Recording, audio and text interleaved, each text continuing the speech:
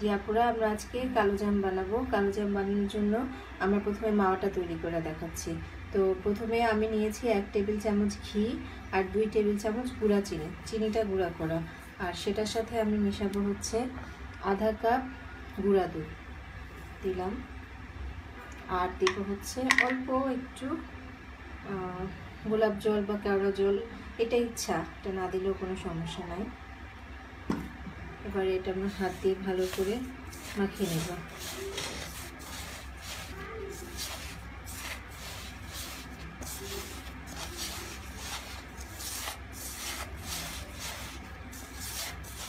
মাওয়া কিনতেও পাওয়া যায় দোকানে, মিষ্টির দোকানগুলোতে।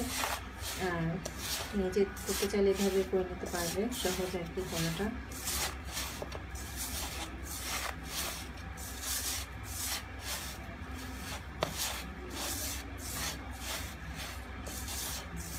এবার এই মাখানোর পরে আমি এটাকে চেলে নেব, একটা চালনিতে চেলে নেব।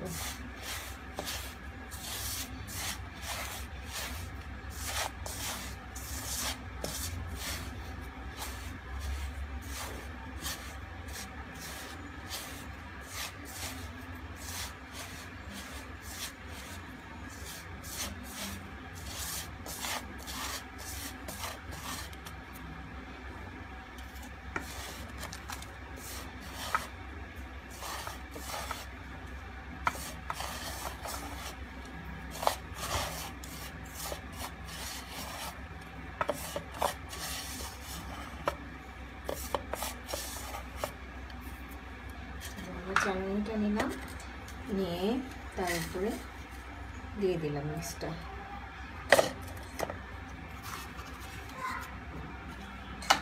এটা হাত দিয়ে ডলে ডলে, যেহেতু এটা একটু শক্ত হয়ে গেছে এর জন্য একটু হাত দিয়ে ডলে ডলে এটা চালবো।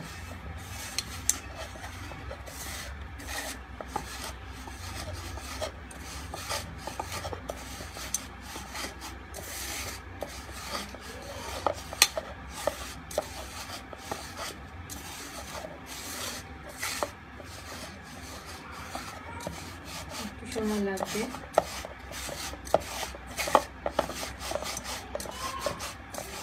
নিচে লেগে থাকলে নিচটা একটু হাত দিয়ে পরিষ্কার করে নিতে হবে।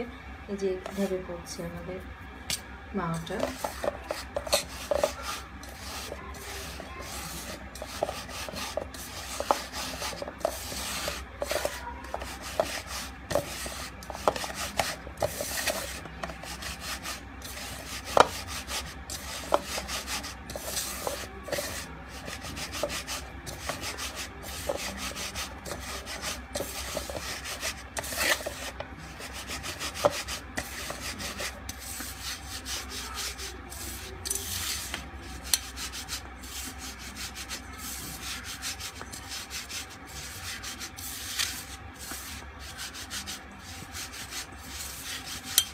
আমাদের প্রায় শেষ।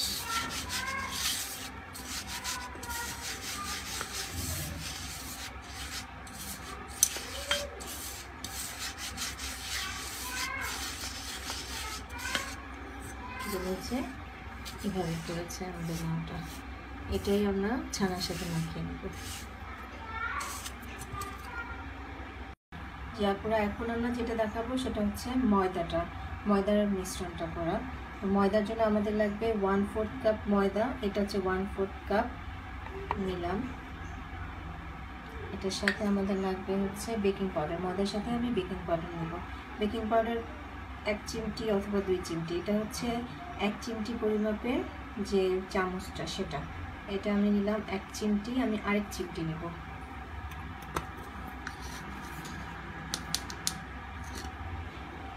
নিলাম। এখন এটাকে আমি হাত দিয়ে মিশিয়ে দেব, এটা চাইলে চেলেও নেওয়া যায়। মিশিয়ে দিলাম। এবার এটার সাথে আমরা 1 টেবিল চামচ ঘি দিলাম।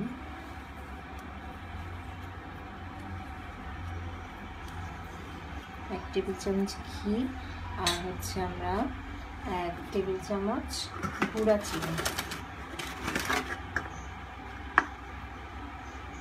দিলাম, 1 টেবিল চামচ। এবারে এটাকে মিশিয়ে নেব।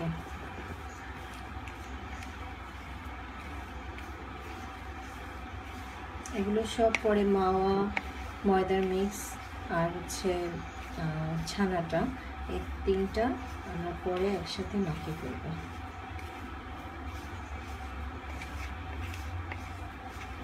এই হয়ে গেল আমাদের ময়দার মিক্স। পোড়া এটা হচ্ছে আমাদের ছানাটা আমি পানি ঝরানোর পরে আমি নামিয়ে নিয়েছি। আজকে ছানাটা বেশ নরম ছিল, আমি একটু ফ্যানের নিচে রেখেছিলাম। ফ্যানের নিচে রাখতে অবশ্য হাত দিয়ে সবসময় নাড়াতে হবে যাতে এটা শুকিয়ে না যায়। আর রসগোল্লার জন্য যতটা ছানাটা খুব খেয়াল রাখতে হয়, এটার জন্য অতটা হয়তো রাখতে হবে না, তবুও যেটা খেয়াল রাখতে হবে পানিটা যেন বেশি না থাকে। এই হচ্ছে আমাদের ছানার সাথে আমরা মেশাবো হচ্ছে ময়দার যে মিক্সটা আমরা করেছিলাম সেটা।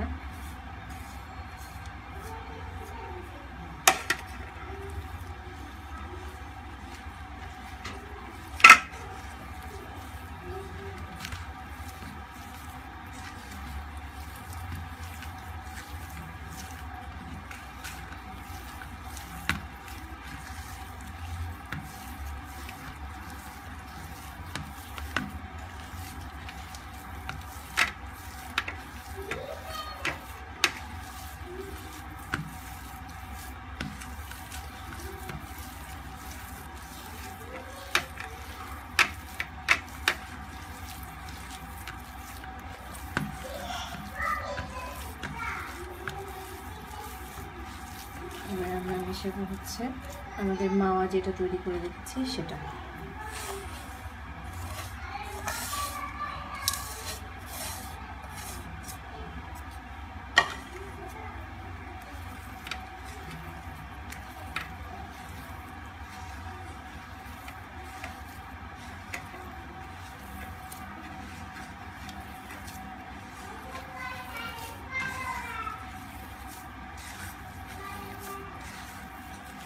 চাইলে তোমরা এখন একটু গোলাপ জল অথবা কেওড়া জল অথবা এলাচের দানা গুঁড়াটা ব্যবহার করতে পারো। আমি এগুলো করছি না, কারণ অলরেডি আমি মাওয়াতে কিছুটা দিয়ে রেখেছি, তো যার কারণে আমি এটা করবো না।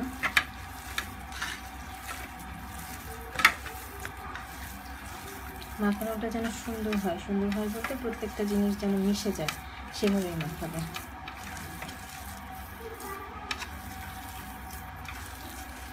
সফট হলে আমার মিষ্টিটাও সফট হবে,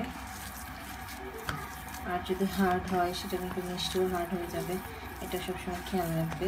তবে এমন সফট করে ফেলো না যে তুমি মাখাতেই পারতেছো না, স্টিকি হলে অসুবিধা নেই।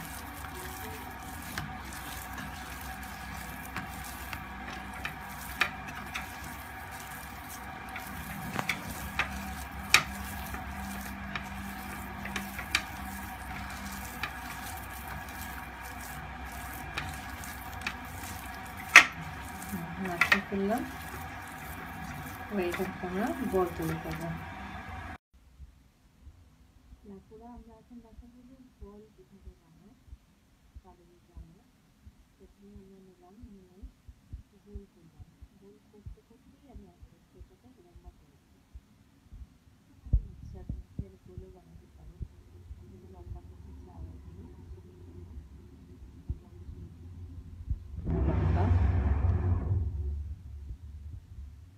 আমি হাতে কিছু মাখিয়ে নিচ্ছি, তাতে আমার বলগুলো করতে সুবিধা হবে এবং মসৃণ বাইরের পাশটা খুব মসৃণ হয়।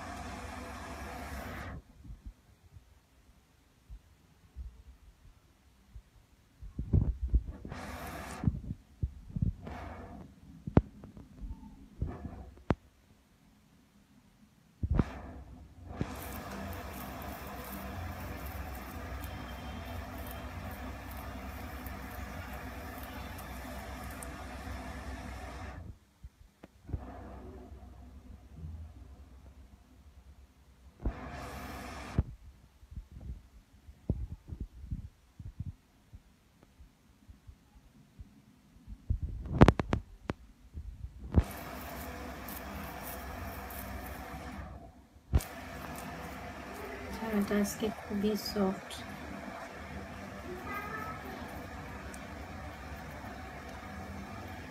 এতটা সফট হতে হবে এমন কোনো কথা নাই।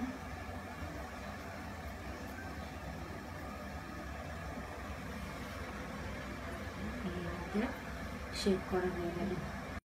তারপরে এবার আমরা বলগুলোকে, ছানার যে বলগুলো কালোজামের, সেই বলগুলোকে আমরা এখন দিয়ে দেবো হচ্ছে আমাদের ফ্রাই প্যানে। ফ্রাই প্যানে আমি আগে একটু ছোট্ট একটা বল দিয়ে চেক করছি যে আমার তেলের অবস্থা কী। তেলে আমার জালটা কিন্তু এরকম খুবই, মানে আমার এটা হচ্ছে একদম মানে কম যে জালটা আমার চুলার, সেই জালটা এখন হচ্ছে। আমি এটা দিয়ে এখন আমি বলগুলো এখানে দিয়ে দেবো।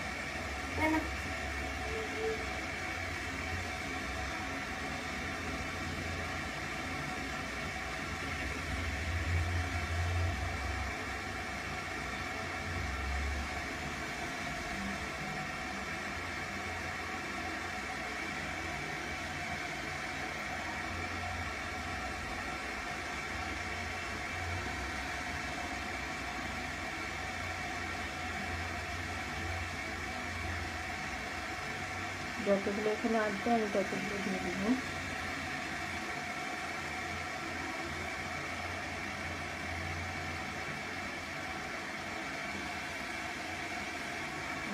ছানা আমার ভীষণ সফট হয়ে গেছে।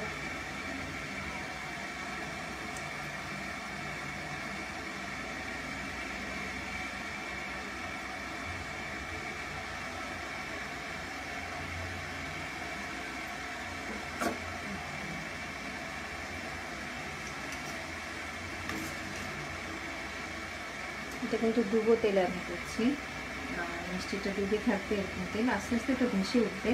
প্রথমের দিকে সেটা ডুবে গেছে।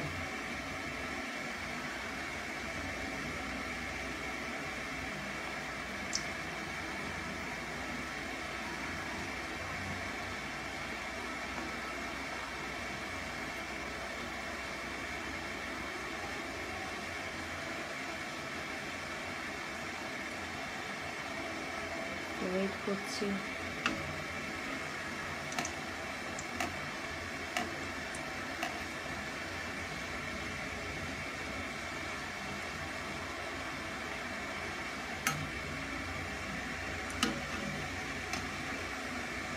আজকে তো কিন্তু নরম হয়েছে, তার সাবধানে রেখে দিচ্ছি, এতটা নরম হবে না।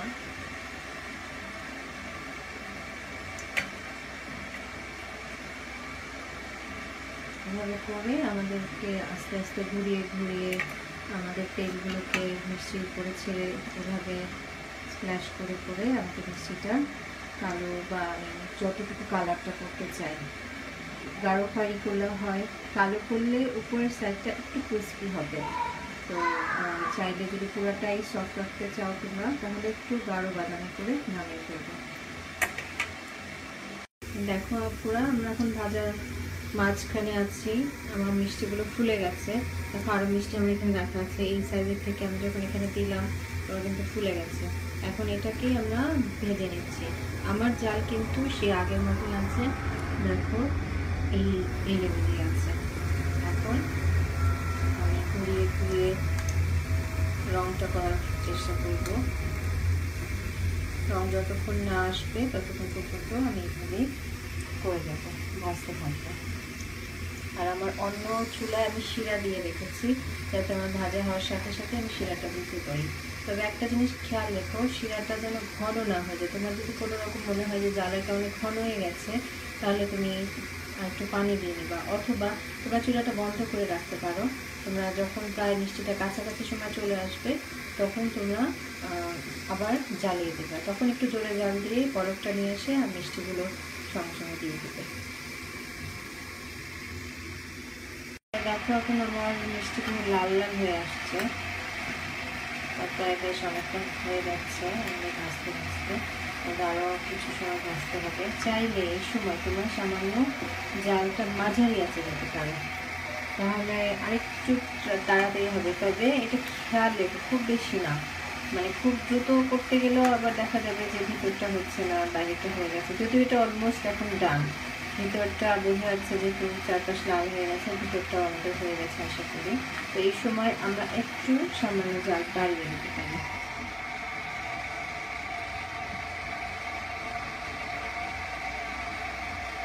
একটু বাড়িয়ে দিলাম। এই বাড়ানো জালটাতে আমি তাড়াতাড়ি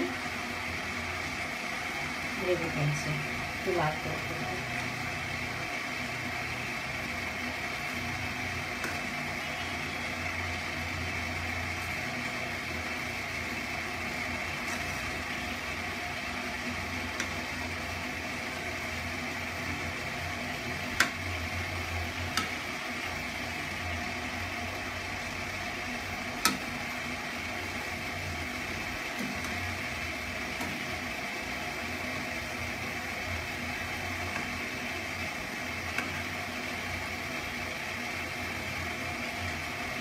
এখন তাড়াতাড়ি লাল হয়ে আসছে। তোমরা চাইলে লাল মোহন বানাতে চাইলে গোল করে বানিয়ে এই লম্বা করে বানাতে পারো, সমস্যা নাই। লাল মোহন বলতে যে তোমার তৈরি হতে হবে তা না।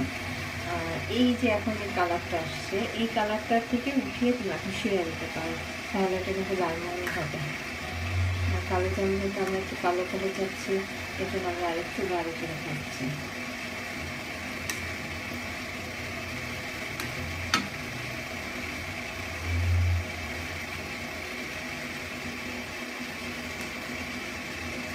ধোয়াতে হবে, না ধোয়ালে কিন্তু চারপাশ আমাদের হবে না একসাথে। কোনো এক সাইড দেখা যাবে বেশি হয়েছে, কোনো এক সাইড কম হয়েছে, এমন হয়ে যাবে। ধোয়াতে হবে। ছোট্ট বলটা এখন আমার শেষ হয়নি।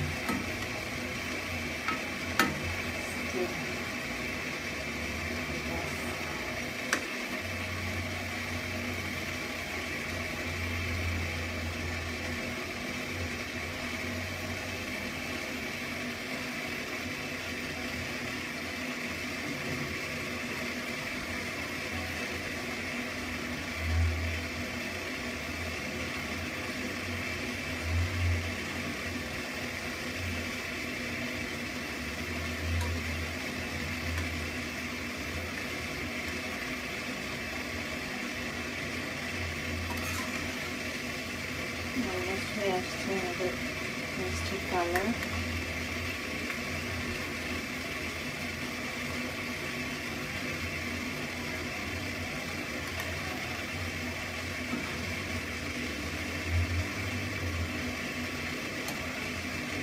এখানে যতটা গাঢ় থাকে আমরা যখন শিরায় দিই গাঢ়টা আরও বেশি হয়ে যায়।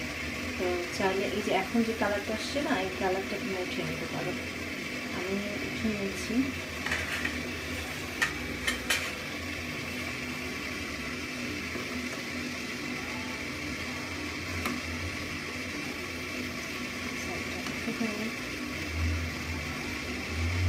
জালটা এখন একটু কমিয়ে দেবো, কারণ জালটা যদি বেশি রাখি না তাহলে এটা বেশি পুড়ে যাওয়ার সম্ভাবনা আছে।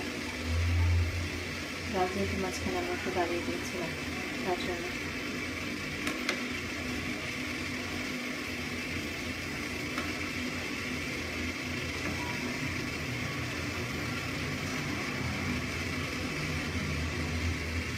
আমার শিরা কিন্তু গরম আসছে, এখানে দিয়ে ভিজিয়ে দিচ্ছি।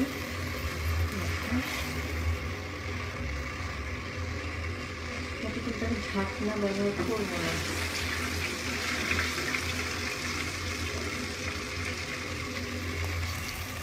একটু দিয়ে দিও।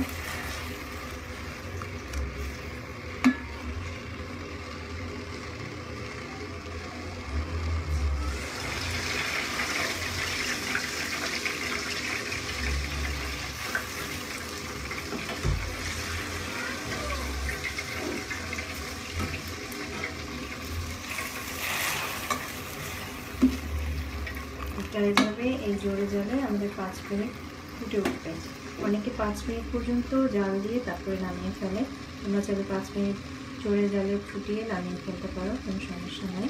আর চাইলে তুমি 5 মিনিট রেখে ফুটিয়ে বাকি 5 মিনিট একদম কম জালে রেখে শিরায় রেখে তারপরে নামিয়ে ফেলতে পারো। তারপরে দেখো এই শিরায় আমি জোরে জাল দিয়ে দিয়েছি, মানে এভাবে ফুটতে থাকবে, তুমি মাঝে মাঝে চামচ দিয়ে না এভাবে একটু নামিয়ে আমার ভিতরে ঢুকিয়ে দিও, আমার শিরাটা একটু উপর দিয়ে দিয়ে দিও। আর আমার আরও কিছু মিষ্টি ছিল যেটা একসাথে আমি দিতে পারিনি, এটা পরে দিলাম। এটা কিভাবে দিলাম আমি বলছি।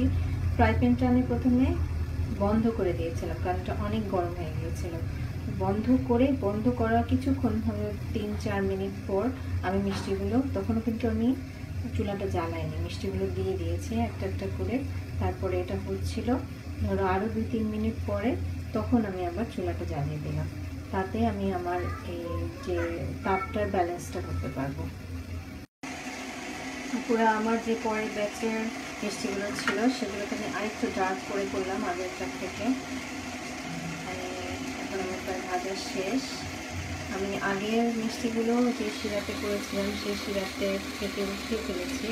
বেসিক্যালি ওটাতে আমার আজকে হিসেবে যথেষ্ট সফট হচ্ছে, মানে 5 মিনিট পর্যন্ত আমি জাল দেওয়ার পরও এটা ভালো সফট ছিল, যার কারণে উঠিয়ে আমি আলাদা করে রেখেছি। কিছু শিরা দিয়ে রেখে দিতে পারলে ভালো, গরম শিরা এটার মধ্যে দিয়ে রেখে দিতে পারলে ভালো। এটা তোমাদের বোঝার সুবিধার্থে আমি এটা করছি।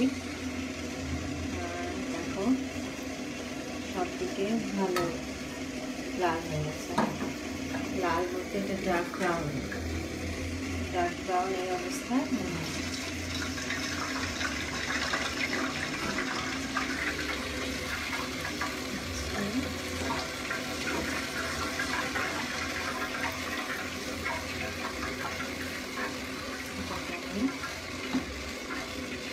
জলে 5 মিনিট জ্বালিয়ে নেব। শিরা কিন্তু ফুটছে, জালটা আমি জলে দিচ্ছি। আসলে ব্যাপারটা হচ্ছে তোমার জাল মতো এর থেকেও জল হতে পারে, কিন্তু যেহেতু তোমার শিরাটা যে পর্যন্ত, তুমি যদি জোরে জাল বলতে যেটা বোঝায় ওই শিরা পর্যন্তই তোমাকে জালটা উঠাতে হবে। তুমি যদি এর থেকেও বেশি জাল দাও তাহলে যেটা হবে চারপাশ দিয়ে পুড়বে, ভিতরটাকে কম পাবে তাপটা।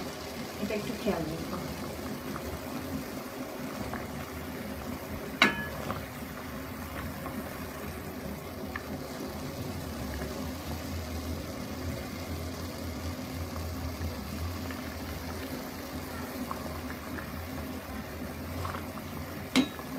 মাঝে মাঝে ওখানে ডুবিয়ে দেব, ঢাকনা দেওয়ার দরকার নেই।